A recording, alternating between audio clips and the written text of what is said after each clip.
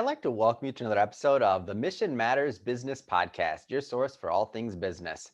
My name is Adam Torres. You can follow me on Instagram at Ask Adam Torres. And if you'd like to apply to be on the show, just head on over to missionmatters.com and click on Be Our Guest to apply. All right, so today I have Mark Masters on the line, and he's founder and CEO over at Chloeta. Mark, welcome to the show. Hey, Adam. Thanks for having me, man. All right, Mark. So we have quite a story to go into today. I'm excited to talk about some of the projects that you're working on. So I know you're working with some first responders. You're working on some things with the Navy and the Coast Guard regarding oil spills, wildfires. I mean, you have a lot of different things going on. So I'm excited to tell this story and to bring it to my audience. And Mark, I guess one of the first places that I like to start at is, so you bootstrapped this company, and you're now at over 371 employees, which is an amazing feat in itself. So maybe let's just start from the beginning. Tell us a little bit more about how and why you started Chloeta. Sure. So I was a federal employee for 8 years, Adam. I worked in Wildland Fire for the Forest Service and Department of the Interior, and then left the agency in 2009 and launched Chloeta with extremely humble beginnings. And then started out providing wildfire staffing services, staffing firefighters to the Forest Service. And things really just grew from there into some tangential areas to the point we're at today, which is providing a pretty diverse range of professional services in the areas of scientific, technological, and engineering support to the federal government and also to private sector clients as well. So I'd like to take you back to those early days of when it was just you and you're just getting going. I mean, take us back to like what that was like, because I think it's easy for people to look back sometimes and to say, oh well, that guy can do it, but they don't necessarily think about like where it started, and it's not easy. So take us back to those early days. No, it was super difficult. So I cashed out my retirement in 2009 when I left the agency, and I had a job at that time with the BIA NIFC, so the Bureau of Indian Affairs, National Agency Fire Center, and cashed in my 401k and started the business on very little money, a few $1,000s. And 2011 and 2000, really 2009 through 2011 were very difficult. So in federal contracting, past performance is really important. So to be able to demonstrate to the government that you've done a certain type of work before and have competency in, and they can be reasonably assured that you're going to be able to do the work well, in budget, on schedule, is very important. And so 2009 through 2011, to be honest, we did a lot of day labor. Myself and former coworkers from the Forest Service, we would do prescribed burning of pastures and fields for farmers and ranchers to get the past performance we needed as the company, as an LLC. And then about 2011, we were able to parlay that in our first round of federal contracts, which were very small contracts for the U.S. Forest Service, staffing firefighters.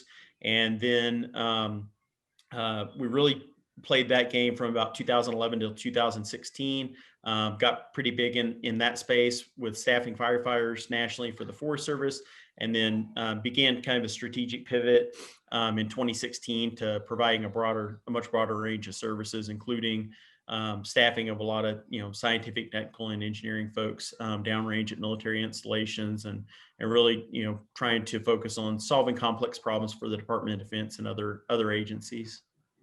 And I mean, let's think about the environment back then. So 2008, we're just coming off the tech wreck, right? Or excuse me, the housing crisis, 2008, right? Yeah. So, I mean, the hardest thing then was I was 26 years old, no business degree, no business background, no experience running a business, and, try going into a bank and getting lending for a startup business idea, right?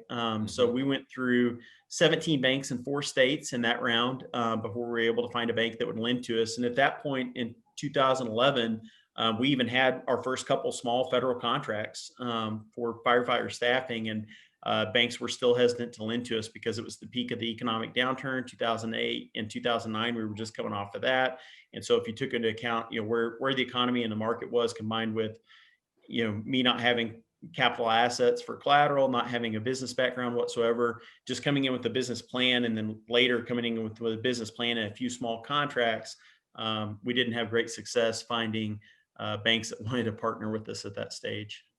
17 banks in 4 states. So Correct. when people think about like what that takes, I mean, you had something in you, this some type of persistence or something that just said like you weren't gonna stop. Yeah, correct. I mean, like failure wasn't an option, right? At that point. So, I think that's probably woven into the fabric of the company, hopefully culturally that, we're not hesitant to take on difficult tasks. And I think that's borne out now, even like in some of the work we're doing currently for our clients. You'll see that, we take on some really complex problems and important problems for our clients, for the government. So, there's some entrepreneurs listening to this right now, or would-be entrepreneurs, and there's some people out there that are, some people that are bootstrapping companies, and they're at various levels of success right now. Maybe, and we're recording this in 2020, the economy is not necessarily the best. Some of the economic climate, will say, depending on what industry you're in. What kind of advice would you give to that newbie that's just out there? They're in that grind right now, those early stages of bootstrapping a company. Well, I would say stick with it if you can meet a couple minimum criteria. So if you feel like you've got a product or service that your client just has to have, if you feel like you have made or can make yourself invaluable to your client, and then if you feel like you're operating as lean as possible, you've wrung out, all the fat as much as you can from every process, both financially and from a process standpoint. If you've done those three things, then I would say stick with it, because um, you know, the story of our company is we started in a very hard economic time, obviously, and then we've been very fortunate to continue to sustainably grow throughout this difficult economic period when a lot of companies maybe haven't. And a big part of that is we provide services to the federal government, regardless of what's going on with the economy or socially or from a pandemic standpoint or even politically to a degree. The core services that we offer our clients are needed regardless of all those things, right? Mhm. So if you could go back to that Mark that was just getting started, that 26-year-old Mark that was just fresh and green, had this idea, this business plan, and if you could give him some advice on just the journey overall, with the benefit of hindsight right now, of course, you're much further along. I mean, what kind of things would you tell him? Well, probably don't do it. I mean, I jokingly say that like in every entrepreneurial talk I get, right? It's a difficult journey. I mean, when you start a business and you don't have startup capital via, venture capitalist or private equity firms, if you've got a proven model or, proven product or service, it's very difficult to bootstrap a company. I think the things that have been successful for us that would have been nice to know a long time ago are just to focus on your high margin clients, focus on scalability.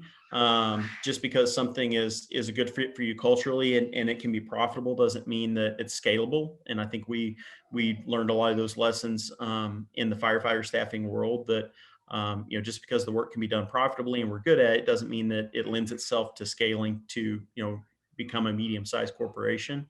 Um, and just stick to what you're good at. I think stick to trying to provide a service that your clients just have to have and meet the needs of whatever the clients are. That's kind of another thing that I think has led to a lot of the really significant growth for us is we have some core focus areas that we're have some high expertise in, but to a degree when a client comes to us like a federal agency and asks if we can solve a complex problem for them, we'll take a hard look at it. And if there's any way we can bring on that expertise to do it, we'll take on that problem for them. So we're going to get into a couple of case studies or a couple of projects that you're working on, but before we do that, I wanna go further into Chloeta. So on where it's at present day. So you mentioned some of the services and some of the things that you do in general. Let's spend a little bit more time on that. So tell us a little bit more about the company today, and what you offer. Sure. So we've got five verticals. The first is our wildland fire management vertical, which is the historic background of the company. The difference in that vertical looking forward is we're doing far less work for the federal government and primarily work in the private sector. So providing prevention, mitigation, and suppression options to clients such as public utility companies and private insurance companies. The next vertical is our environmental or our infrastructure and environment. And so within that vertical, we do a lot of environmental consulting for the Department of Defense and other federal agencies. We do a lot of cultural and natural resources work and a bit of environmental remediation. The next vertical is what we call our emergency management vertical. That's where most of our training resides. Most of the clients in that vertical are state and local government agencies that have received grant money from the federal government, for example, to host a series of training to local first responders and build out a certain type of capacity there. So that's the bulk of that work, and there is a bit of recovery work going on there as well, but it's very heavily oriented towards training, consulting, preparedness of first responders nationally. And then we have a security vertical. We provide armed and unarmed security services and also security and risk assessment services to government agencies. And then the last vertical is our aviation vertical, where we're doing some work in staffing pilots for the federal government, also staffing some other aircrew personnel for federal agencies. So let's go into some of these projects that you're working on. So we don't have we have time to tackle a couple of them. I know you're a busy guy. So I was even excited just to get you on the show today because I know you're all over the place. So let's start out with let's talk a little bit about what you're doing with first responders around training right now.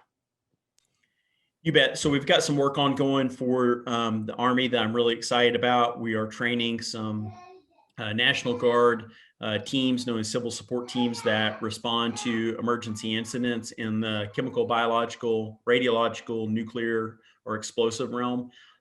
These are teams that are based around the U.S. that are managed by state National Guard entities that are actually full-time, and so they're on call and can be called upon 24/7, and they can be called out by a local, government. It could be state police or a fire department that needs assistance, or it could be, the FBI or other federal agencies that call upon them. And, really the way to think about it is the CSTs respond when there's a really unknown hazard to the environment or to people. And so they've got some really robust testing capabilities with a mobile lab and really robust communications capabilities. And so we've been really fortunate to be doing work starting this year in training some of those civil support teams across the US. And so that's been really, really interesting and gratifying work to help make sure that that capacity is honed and that those teams are ready to rock and roll when they're called upon, right? Because when they're called upon, it typically means something pretty bad has occurred. So I know there's only so much you can say, publicly, because I know a lot of this stuff is private, of course, working with military, but but you have a unique vantage point. So what you can share, I mean, what does a training like this look like, just for the outsiders like myself to have a little peer into what you can share? Sure. So one of the scenarios that we built up that actually got culled due to COVID, that we had to adjust, was looking at a state university home football game with like 50,000 plus fans in attendance, and running a scenario where there was a biological agent released via an explosive device at the game, and coordinating that response between state police, local fire, and the military. That was the initial scenario that we had built up. And then we ended up parlaying that into more of a COVID safe training opportunity, where we went to a military installation in the Midwest that has some facilities that emulate like a residential, typical like suburban kind of area or small town. And we would develop basically meth labs, set up meth lab type situations, and allow the CST teams to come in hazmat suits and gather samples to be able to go test those and figure out what they were doing. There's also like a live agent component with that, so using some live biological agents for them to test. And then, another example is right now we're looking at building up some scenarios around like some fundamentalist domestic terrorism groups, with a hostage situation and a biological agent built into that, like those kind of scenarios. Wow, what you do, I mean, as you're saying these things, I'm looking through my mind. I'm like, wow, this is, it's extremely important, of course. It's what keeps us safe, and it's really important work. But in the same standpoint, I'm like, man, it's just really interesting. I'm like trying to figure out like what goes into planning a scenario for, a home game like that, or a football game like that. And then obviously, well, I shouldn't say everybody, but many of the people watching have been in football stadiums or other stadiums. So even just thinking that, behind the scenes there's a company like Chloeta that's out there working on keeping us safe and on training, our military and firefighters, and across the board to make sure that these scenarios are addressed. I mean, it just makes me feel good, just to be honest. No, it's important work. We always say internally, it's work that matters, right? Like we're right there supporting the emergency management and homeland security resources nationally, whether it be federal, state, local, or even tribal, to make sure that they're prepared to respond when something bad happens. So let's move a little bit to the environmental side of things. So I know you're doing some work now with the Navy and Coast Guard on oil spills. So tell us a little bit more about that project. You bet. That focus area is really interesting for us because it's kind of a crossroads of our environmental services. So it includes, an ecology component, a biology component, like an environmental protection component of the oil spills, but it also includes a lot of the emergency management expertise and background that we have too. So managing all the resources that might respond to a domestic oil spill event. So that work we're doing for a couple different federal agencies, and we routinely plan classroom training, but also then we'll follow it on with field-based scenario training where agencies can have an opportunity to interface with local emergency responders and respond to an oil spill and plan how they would handle that situation, exercise their plans that exist. And then more on the environmental side, we also will focus on the recovery of it. So like what the impact might be to the environment, to wildlife, that sort of thing, and what kind of planning, ongoing planning after the initial discharge would be. So that work's really interesting. It heavily involves like the U.S. Navy and the Coast Guard and some other entities domestically here, and we really enjoy that kind of work because it's a good fit for us both from an environmental and emergency management standpoint. So what is this? So again, I want that vantage point. Like, what does this look like? Kind of what you can share, of course. Kind of working on this project. Like, give us some examples. If Sure. So we just wrapped up a field-based exercise in North Carolina just recently, and there were a few months of planning that went into it, and there's some regulatory requirements, obviously, that have to be met by the federal agencies that we're working for, and basically what we're doing is we're helping those federal agencies exercise their existing emergency response plans to make sure they're in compliance with these regulatory requirements. So we spent a couple months planning a simulated oil spill discharge, showed up there at a military base, had a 1 day kind of refresher training for the emergency responders there at the military base in the classroom, and then went out the next day and simulated an oil discharge in the bay and simulated them responding to it in all facets from a planning, logistics, financial, and operations standpoint as to how they would contain the oil spill, but also then deal with the ongoing environmental recovery aspects of it as well, and do that interfacing with local agencies, including local first responders. Yeah, and I'm just trying to get an idea, like scope, like how many people participate in some of these things? Because in my mind, because I'm from, again, the outside, I'm thinking like movies. All I could think of is movies as you're saying this. Like I just watched Tenet, and I'm like thinking about all these like things that are happening. So how, like, tell us a little bit about that. Those projects are pretty small, to be honest. The oil spill ones usually, we, it depends on the installation. It Mm, depends on the simulated size of the discharge. We can do what's called a worst case scenario discharge, which we have to do once every 3 years for these mm, clients. But we'll go out there with a pretty small team of experts on our side. So we have a lot of retired Coast Guard, a lot of retired mm. military, retired FEMA folks that work for us as instructors. They'll go out there with maybe a five person instructor team, and they'll facilitate an exercise that on the low end there may only be 10 to 20 students. On the high end there could be hundreds of people involved in a really complex exercise. We did some exercises prior to COVID, I guess about a year ago, out in Southern California, and those were large scale functional and full scale exercises with hundreds of participants. So we had maybe like a 10 or 12 person exercise team of very experienced, mostly retired emergency responders. And then, that was a multi-day event. So that went on 3 or 4 days with several hundred participants involved in the scenario. Let's get into what the work that you're doing in another one of your verticals, working for insurance companies specifically around wildfires. So I'm out in California, and in LA, and wildfires and all this. I mean, it's a thing. And I'm from the Midwest. So I'm from Michigan originally, so I didn't even really know this stuff existed till I moved out here years ago. But then when you see it and you see how it actually affects the environment, the people, the danger of it, I mean, again, I didn't know because I was from Michigan. We didn't have them there. Only on TV you see things, but when you see it in person and when you see the devastation, I mean, it's a big deal. So let's talk a little bit more about that and the work that you're doing in that vertical. Wildland fire. You're right. A lot of that work is heavily centered on California, and there's a huge wildfire problem in America right now. Obviously, right. It doesn't matter what your viewpoint or political opinion is of climate change. We can look at scientific data and see that fires are increasing in severity and magnitude and occurrence. Like that. That's a fact. We know that. So one area where we've had a lot of success over the last several years is providing private wildland fire protection services to private sector entities such as insurance companies.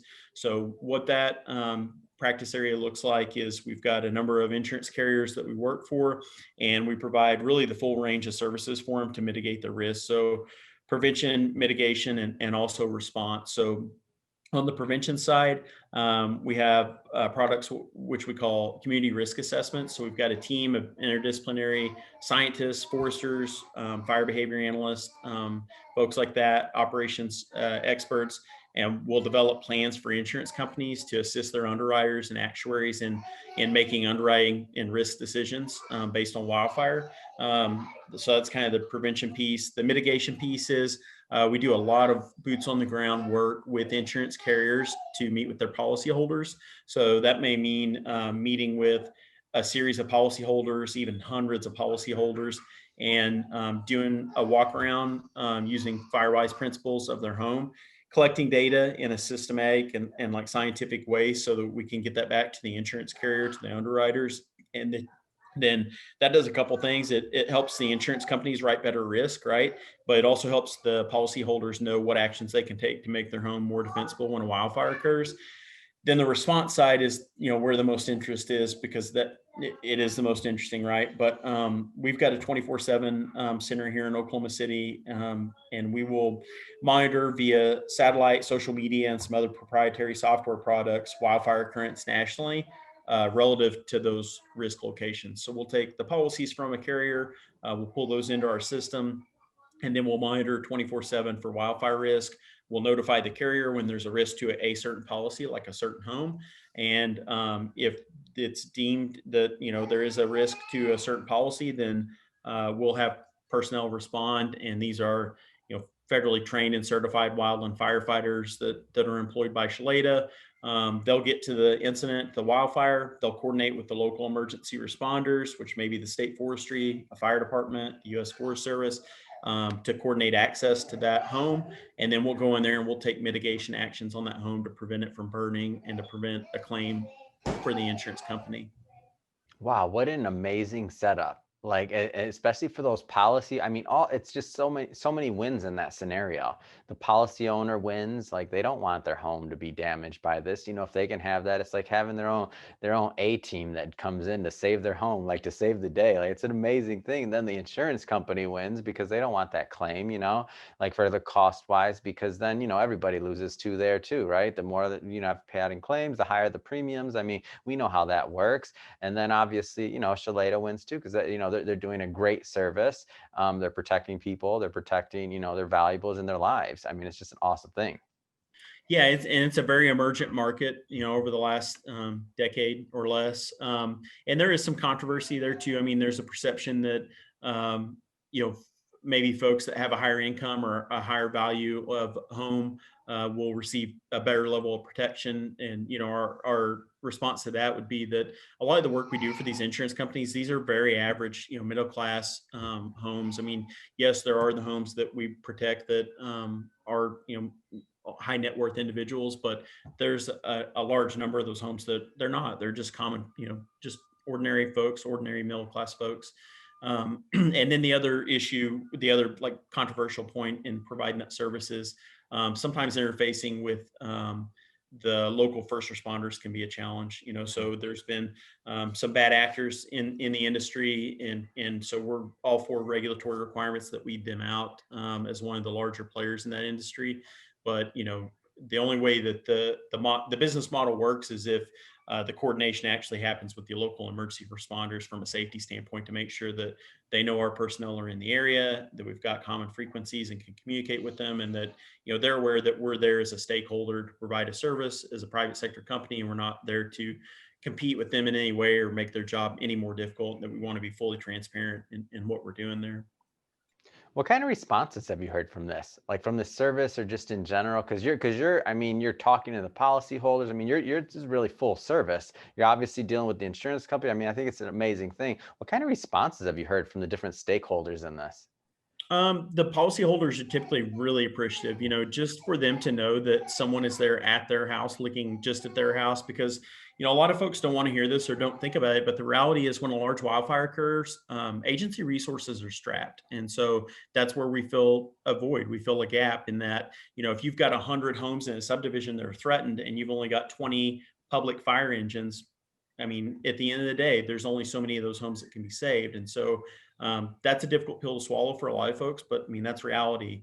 And so there's a gap there for sure. And the insurance companies have determined that. And if they can hire a company such as ours to get in there and take some, mitigation actions on the home and, try and prevent it from burning, then it's money well spent for them. And the kind of stuff we're doing, I mean, we're not attacking the fire directly. We're not doing any direct or indirect attack on the fire itself. Typically, what we're doing is we're just there to take mitigation actions on that home before the fire gets there. So doing things like cleaning the gutters of needles and leaves, turning on the sprinklers, moving firewood off the patio, just small things that we can do in the minutes before or hours before a fire arrives to give that home a better chance of survival.